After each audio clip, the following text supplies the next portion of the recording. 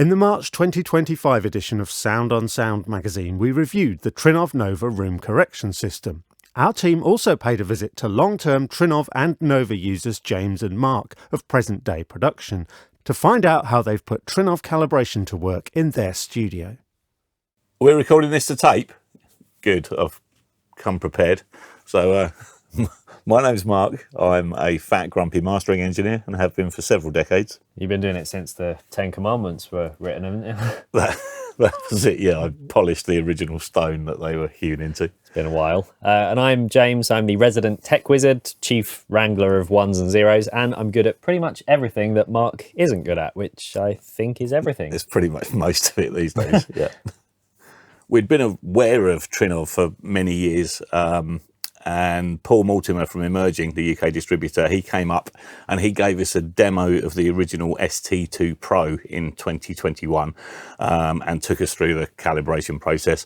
My first impressions of that were just how quick and easy it was to perform a calibration compared with other room correction systems where you've got to move a microphone around the room for 45 minutes and that kind of thing. The 3D microphone also allows for measurements in the time domain, which a lot of other systems don't do, and I was really impressed with that. So we did the calibration, we fired up our speakers and listened to some test tracks, and I absolutely hated it. really hated it. So we were using large main monitors in here at the time from a certain three-lettered company, very famous, and I'd been used to those for years and years.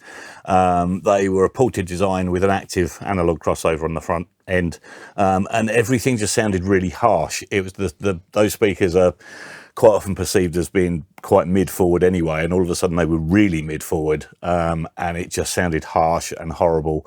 And I was like, Paul, what have you done to my speakers? Get this box out of my building. But then Paul explained that you know, flat isn't always good, both in terms of whatever speaker you're calibrating and in terms of your own ears as well. And it turns out that there was a natural dip in the speakers around the range of the crossover between the mid and the tweeter, around sort of 2.5, 3, a bit higher, maybe 3.5K, something like that. And my hearing is also super sensitive at 3 and 3.5K. So the combination of what the speakers were doing and what my ears were doing and what I'd been used to with that kind of very gentle natural dip meant that I was just hearing everything sounded like metal guitars all of a sudden. So Paul went into the Trinnov software and just dipped out that sort of 3.5K region by a couple of dB, and then everything came together. The harshness was totally gone, and once the distraction of that had gone, I noticed a huge tightening in the low end.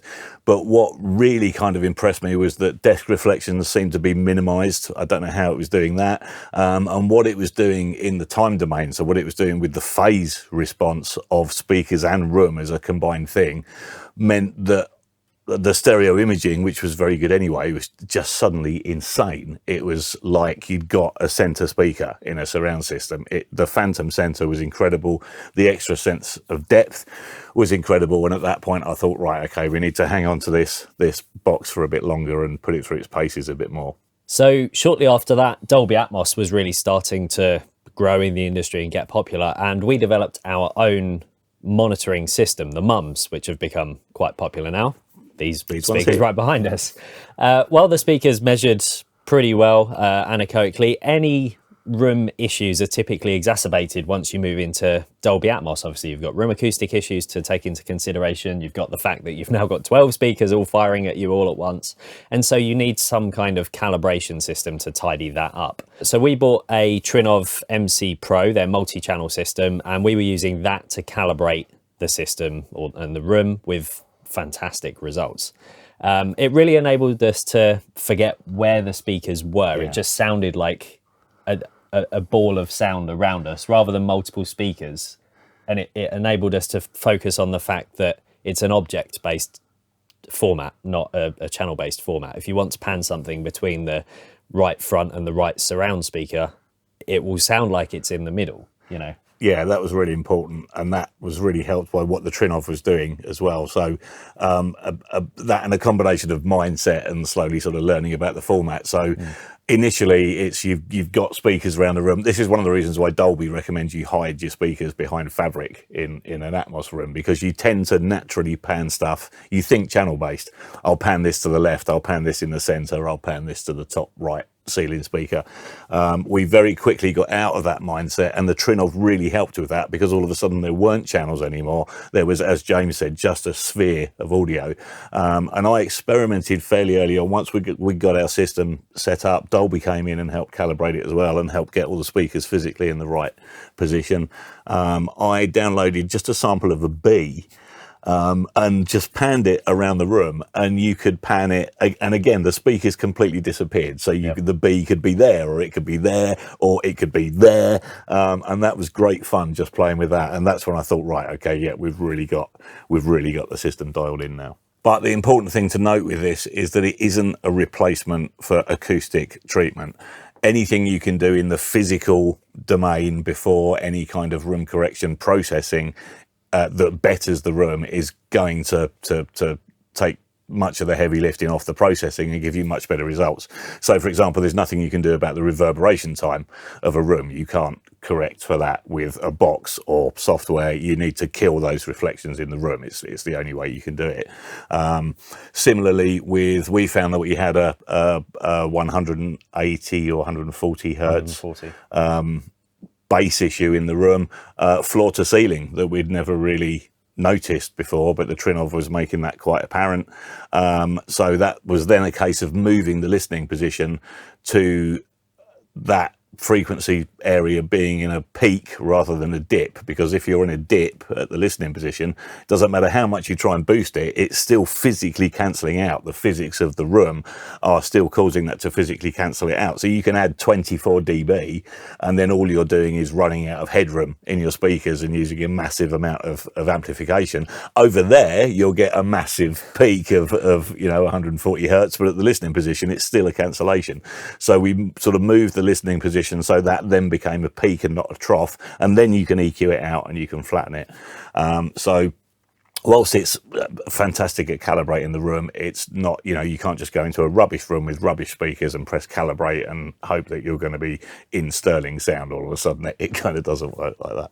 Yeah, as I actually say to our customers quite often, if you're setting up a pair of speakers in a bathroom, it's always going to sound like a bathroom. Exactly. You need to do something to the room. Yeah, you can have a bathroom with a very flat frequency response, but it's still going to be a bathroom. Exactly. And one area where the Trinnov software helps with dealing with those dips that you don't really want to boost with digital EQ is that you can actually limit the amount of boost it will apply when it's doing a frequency correction in the software, and that's by default I think it's set to about 6 dB as a limit, but you can limit that further down if you want. So that's a really useful thing to save blowing your speakers up. So while we're using the MC Pro for Atmos in here, in the Atmos room, next door in my video editing suite, we're using the new Nova. So that's calibrating a stereo set of monitors in a less than optimal speaker placement setup. So I've got lots of screens, very, very wide setup, and the speakers are outside of that. So we're talking a super shallow listening triangle, but to its credit, the Nova is still, it's working really hard, and it's still kind of tying everything together. I've still got a really solid phantom center and stereo image, and I can still mix the audio for our videos with confidence. I can trust what I'm hearing. The ability to add an extra 2 pairs of channel licenses for up to 6 channels means it's also a great option if you use 2 or 3 sets of monitors, such as mains and then a set of near fields as well, or if you use subs and you want Trinnov to take care of the bass management, which is something it does pretty damn well. Yeah, that's really handy. Yeah. Another area where both Trinnov and Emerging UK have been beyond spectacular is if we've had any issues that require customer service. And we've heard from other users as well. This isn't just because it's us and we've got a YouTube channel. This is generally across the board. We've had a few issues over the years, which have mainly, in fact, I think they've all been down to operator error. Me, mainly, that's why he does the Norton ones. And every single time we've had the problem sorted within an hour. Just unbelievable customer service. So that's something to bear in mind as well, is that if you do get stuck and you do get an issue. We even had an issue when Richard was here from Dolby doing the Dolby calibration. Yes. And Emerging, I don't think, knew the answer. They got onto Trinnov and we got a phone call back in 10 minutes with a fix. you've got someone here calibrating a room and something's not working and it's fixed within 10 minutes. That's pretty spectacular, but it's not all good. So to balance our review of the Nova, I know that Trinnov emailed their emailing list when the product was being released and said that they'd held off on production because they wanted to up the processing power in the box to make it capable of 16 channels over Dante. So obviously it's only got so many physical outputs on it, but you'd be able to connect it to a Dante network and then have 16 channel connectivity, which we assumed would mean that you would be able to calibrate up to 16 channels over Dante for Atmos use. And that hasn't happened. So, we thought, great, you can plug in a Dante to AES or Dante to analog box and you'll be able to calibrate up to 16 channels.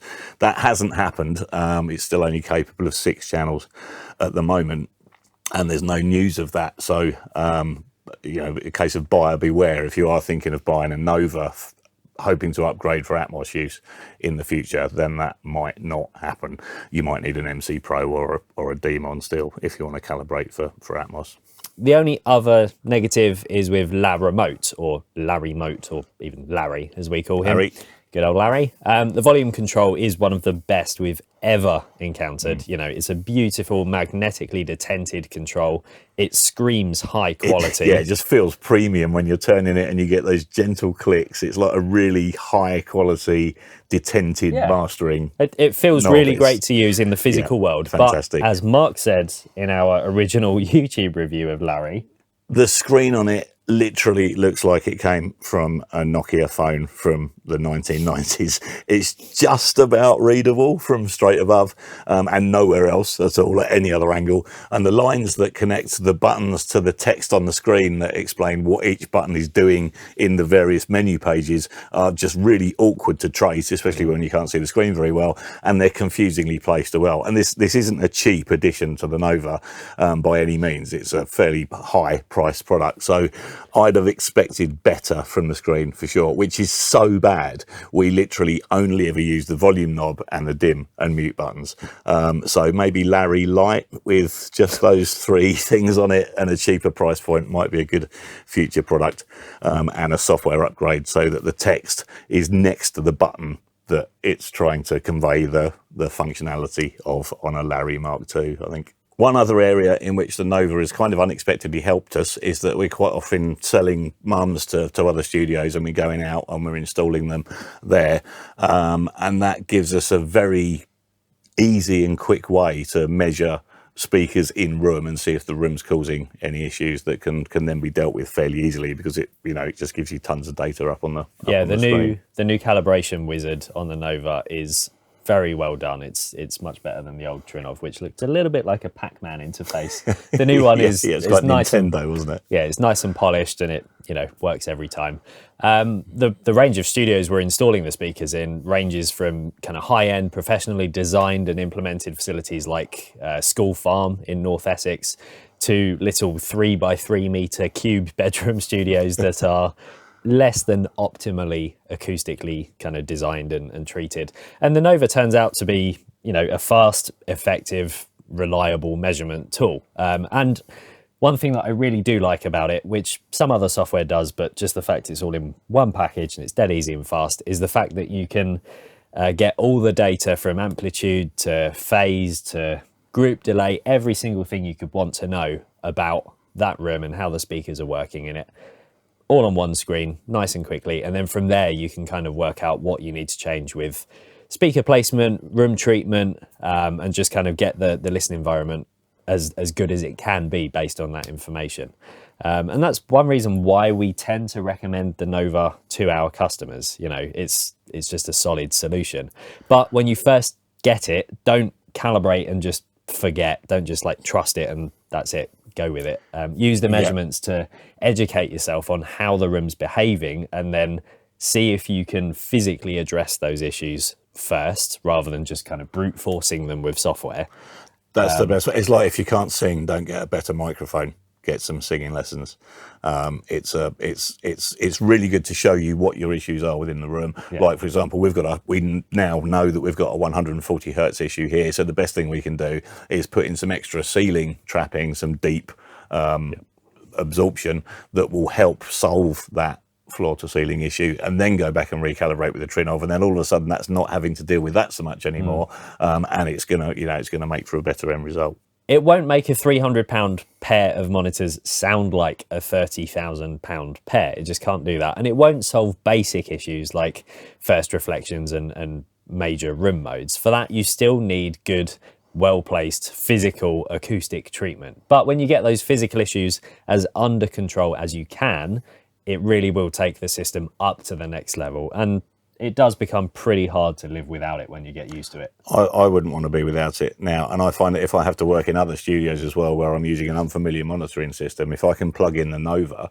because that's now a 1U rack that you can just sling in a bag with the mic that plugs in the front, hooray, or just on a Cat 5 cable, I can, even though I'm not familiar with the room, I can then suddenly trust what I'm doing a whole lot more, and that's a huge thing as well. But you also need to be aware that a flat frequency response isn't necessarily the best for most of us. That's not how our auditory system works at all. So take some time to not only try and sort your room out acoustically, but really take some time to learn how your own ears work. It's such an important thing. What frequencies you are most sensitive to and desensitized to as well. And then if you're working, in a studio with other engineers, get those engineers in the studio to do the same. And you can suddenly find that whilst the Nova does a really great job of kind of perfecting anything from an algorithmic, scientific physics point of view, it doesn't account for taste, because it doesn't know what your taste is, and it doesn't know how your ears work. So if you're working with other engineers, just that time taken learning your own hearing, and just tweaking the sort of EQ curve for that can make a huge difference. And then you can save, we've got a Mark preset and a James preset, and because his ears are much better than mine are, so he doesn't need so much of a high frequency boost. But you haven't got the 3.5K problem that I have, so yours is very true. Your preset's flatter than mine. So it's important to learn your own ears and how they work as well. Yeah, the presets are great. We're currently working on a new desk design for our studios here, and it will be a sit-stand kind of desk arrangement combined with speaker stands that also will be able to go up and down with the desk to keep them at the optimal height in relation to your ears. So we're looking forward to experimenting with different calibrations for both sitting and standing positions, because obviously as your speaker goes up and down in space, you're going to be hitting different room modes and your reflections are going to be different. So that's where the presets are going to come in super handy. Yeah, save your sit preset and your stand preset. Exactly. Yeah, sounds good.